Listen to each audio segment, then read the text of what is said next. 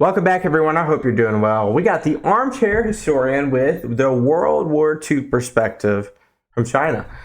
Be an interesting one. If you haven't already, hit that subscribe button, but let's jump right in, shall we? Hi, I'm Griffin Johnson, the Armchair Historian.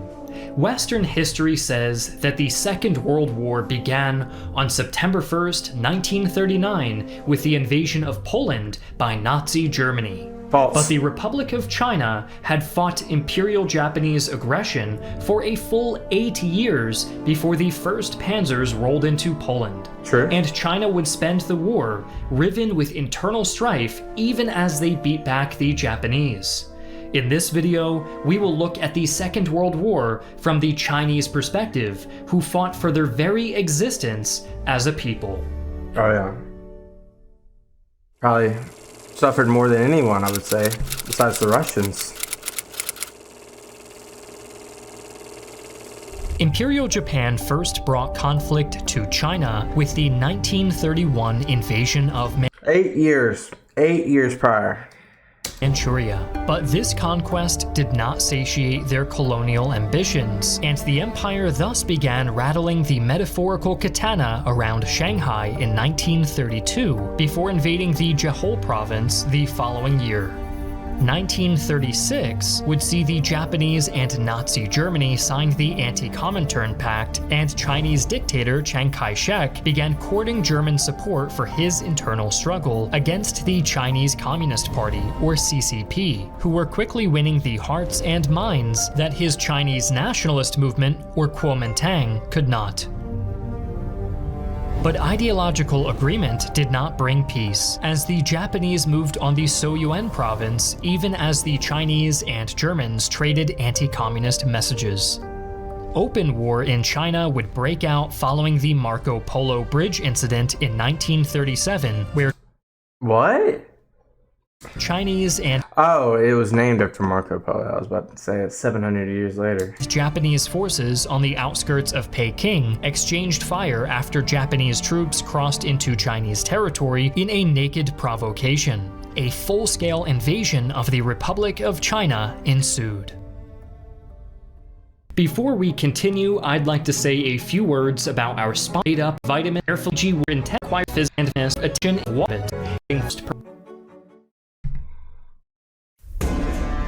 The Chinese were horribly outmatched. The Republic of China fielded Really cool animation. I think it's the first time I've seen this channel. expansive numbers of infantry with precious few tanks or artillery to support them, and scarcely a navy or air force.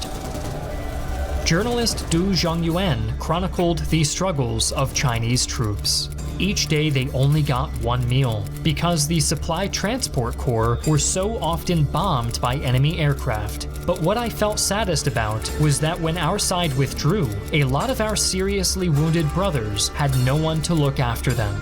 Please tell me, what are we fighting for? Finding both their backs to the wall, the Kuomintang and CCP would put aside their differences to form the Second United Front. Mao Zedong himself declared, "All political parties and groups in the United Front must help each other and make mutual concessions for the sake of long-term cooperation." And this is before he is mainstream. This is before he takes over the party and takes over the nation. So, interesting. But the newly christened War of Liberation against Japan would prove costly, and the United Chinese were driven into a desperate fighting retreat that lost the cities of Shanghai, Hangzhou, and Nanking, among others. It looks like the city of Beijing would also be in this little brown area. The Japanese were brutal in their conquests, and Nanking in particular would devolve into a carnival of depravity as Japanese soldiers committed crimes against humanity, including the assault of Chinese women, slaughter of infants, and other horrors beyond comprehension. Yep. Horrendous. The true horrors of Nanking. Oh, we're going into this. The Japanese campaign of atrocities in Nanking is well known, but the situation was grim even before Japanese forces breached the nationalist capital. Nanking was swollen with refugees who competed with locals for what scarce resources were available. The situation became so dire that in the Nanking safety zone, food aid began to only be doled out for payment of a token fee, though the poorest refugees were given red tags to mark them as in need of free food. Okay. It was really bad. Sanitation was non-existent, with waste littering the city and building up inside houses, with their soldiers marking up defeat after defeat and hope draining by the instant. The literal stench of war hung over Nanking. Zhu Qishang, a survivor who was 22 at the time, recounted the Japanese crimes. Soldiers came to round people up. After detaining us, the Japanese soldiers took the 3 of us to a riverside. The moment we reached the riverside, the other 2 were hacked to death with swords. One of them struck me with a sword at the back of my neck, causing me to fall to the ground instantly. Still conscious, I bit hard at the collar of the shabby overcoat I was wearing to hold my breath in order to feign being hacked to death. Besides the wholesale slaughter of general civilians, it is estimated that over 20,000 women were victimized by the Japanese within the first month after Nanking's fall. Obtaining an exact number is complicated by twin tragedies. Many women were killed following their assault, while still others remained silent about their ordeal until their last days. 20,000 men were executed on false charges of being Chinese soldiers, while 30,000 actual Chinese troops were executed after capture in flagrant violation of international law. They didn't care. But as the shattered, brutalized city of Nanking settled into the rhythms of occupation, in the Guangzhou newspaper, an article on April 1st, 1938 read, "After occupying the government organizations, they spread out to conduct searches, wantonly slaughtering our civilians. Civilians with shaved heads or other resemblance to a soldier were tied up without exception." The situation appeared bleak, as regional warlord turned nationalist general Han Fuku ignored orders from Central Command and retreated from Jiannan to preserve his forces. This led to the Japanese capturing of Qingdao in January 1938, resulting in Han's execution on January 24th by a now furious Chiang Kai-shek. With Japanese forces occupying the north of Shandong in March, the Yellow River defense line collapsed. Still, the Chinese put up a stubborn resistance, with reinforcements from Li Zongren's army managing to humiliate the Japanese in the Battle of Taizhuang. Meanwhile, Japanese atrocities had driven many Chinese into joining the fight, with the communists under Mao Zedong seeing a significant boost in volunteers for his Red Army, which grew from 50,000 to 500,000 over 1937 to 1938. Wow. By August, the Red Army were able to form the new 4th Army and 8th Route Army, which were incorporated into the Second United Front commanded by Chiang Kai-shek. But Japanese victories in 1938 saw the Chinese pushed to their limits, resulting in a desperate scorched earth maneuver infamously known as the Yellow River Floods. In June 1938, nationalist saboteurs intentionally destroyed the Yellow River dikes in order to slow down the Japanese invasion. It probably crushed so many civilians, so. The resulting floodwaters displaced millions of people and caused massive destruction of homes, crops, and infrastructure. Tens of thousands of people died as a result of the flood. Tens of thousands? This was like about 1 million. And the economic impact was felt for years to come. The flood also had significant military consequences, as it slowed down the Japanese advance and enabled the Chinese forces to regroup and strengthen their defenses. Ultimately, however, it only held off the Japanese for a time, as they eventually captured the cities Amoy, Fuzhou, Kaifeng, and Wuhan by the time nationalist forces had retreated to Chongqing in November. Prompted by Japanese brutalities, US President Roosevelt gave the Chinese a Liberty loan of $25 million to help with recovery efforts. Nice. British Burma also became a Chinese supply depot, with the legendary Burma Road providing overland transport of desperately needed supplies and materiel. I didn't know that either. That's interesting. So he had support from the West. Chiang Kai-shek accepted foreign support with suspicion and sought to exploit his Western backers for his own ends. Despite their stance against Japanese aggression, the Kuomintang was far from a model of decency, and throughout the war, nationalist officials were notorious for embezzlement, ineptitude, and outright corruption. Deficits that would drive the Chinese people into the open arms of Mao Zedong.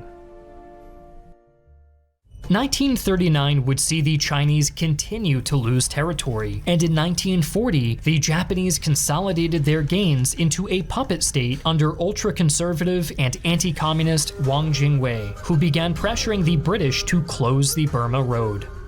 That same year, the US applied soft pressure to the Japanese, embarking on limited iron and fuel embargoes that made their support of Chiang's republic inescapably clear. But as it gained support from without, the republic found itself facing an old enemy within. The Second United Front was an uneasy alliance, and the CCP grew increasingly impatient with having to take orders from the Kuomintang, who were aggravated in turn by highly successful CCP recruiting efforts in Free China. Chiang's goal was to unite the people together under his flag alone. The power struggle, simply. 1941 would see the Second United Front collapse as the communist New Fourth Army fought Kuomintang troops in what both sides claimed to be a traitorous ambush of their forces by the other side. Wow. We got civil war going on at the same time. Regardless of who ambushed whom, 1941 would also see the Chinese begin to retake territory and turn the Japanese back in a defensive victory at the Second Battle of Changsha. The empire was dealt another blow when the US, Netherlands, and Britain ended their trade in oil, cutting Japan off from the world oil market. Enraged and economically cornered, the Japanese expanded their war of aggression, bombing Pearl Harbor and launching their... And where did they think that was going to get them? That was just the worst. That was probably the worst strategic move in history, was bombing the United States. East Asian Blitzkrieg. The Sino-Japanese War was now truly part of the Second World War. They were going to stop. Come on.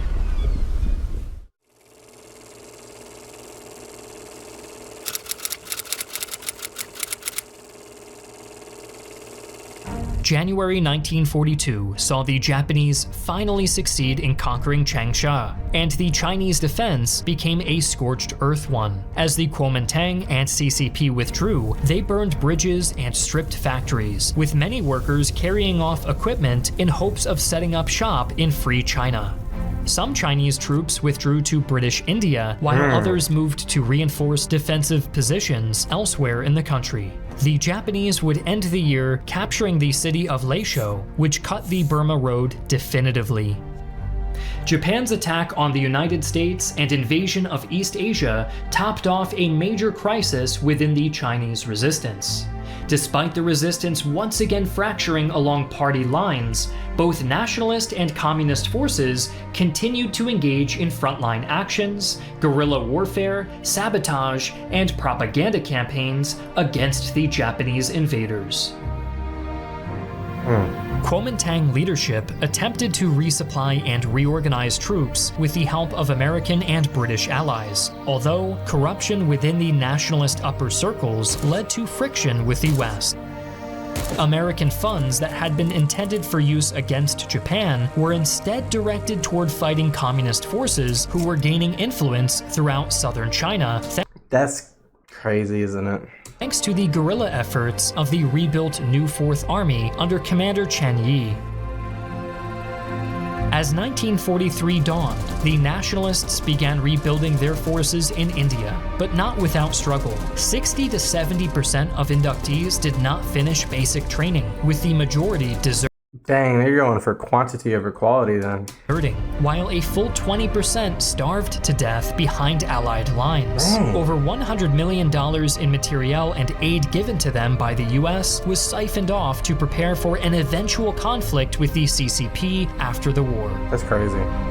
Despite their travails, 4 divisions were successfully reformed in India and flown back to China, where 16,000 Chinese defeated 60,000 Japanese at the Battle of Shanghai in the Hunan province. Wow, that's pretty Progress was impressive. also made in Burma, with Chinese forces advancing in North Burma in late 1943 to besiege Japanese troops in Myitkyina. 1944 would see Chiang lobby for a joint offensive to reopen the Burma Road, growing tired of the need to fly in troops to India for every resupply effort. As Allied engineers pushed to build new supply lines across friendly territory, Chiang's forces achieved numerous victories, such as the capture of Mount Song in Burma around June 1944. However, efforts to reopen the Burma route were severely hampered by the launch of Operation Ichigo, a Japanese offensive designed to conclude the Chinese theater once and for all. As the Japanese continued to press Ichigo, the Chinese joined the multinational Burma campaign, an epic series of battles and sieges that ended with the country liberated and the Burma Road open once more. The fighting in Burma would carry China through the end of the war and the atomic bombings of Hiroshima and Nagasaki. Japan surrendered as the Soviets invaded Manchuria, but the guns did not fall silent in the Middle Kingdom. The corpse of Japanese imperialism was hardly cold before the Kuomintang and CCP were once again at each other's throats. Dang. China was devastated by prolonged. That's it. Some thoughts now. I think the World War II. First off, this is an overlooked topic by anyone in the West. We really don't talk about Asia when it comes to World War II unless we're talking about Pearl Harbor and the atomic bombs. That's pretty much the surface of it. But yeah, this war, obviously, it's a different starting point. But 8 years prior to Poland's invasion by Hitler, you have the imperialist army of Japan invading Manchuria, which is supplemented by continuous just lackadaisical of a policy, but more of a strategic omnipotence, if that would make sense, around the region to just walk into China and then supplementally invade it continuously. And think about it, how many people China has comparatively to Japan is really just about the trade relations and the oil, the resources, the strategy. And then you have you don't have a united China. A united China could have held off Japan probably. That's always been a question mark in my head. Why did China lose so badly in the beginnings? Because they weren't really united. There was no mobilization effort that unites. I mean, there was, but not in the degree where it could have been. And then continuous, you have this internal struggle, which is such a not talked about thing. So yeah, really interesting video. I like this format. I like this the guy, Armchair Historian. Got to give him a subscription. And yeah. I have nothing more to say. This is just a really wide open video that was very somber at some points. But thank you guys so much for watching. I appreciate every single one of you. Leave a video recommendation down below if you have one. I'll see you in the next video. Bye-bye. Peace out.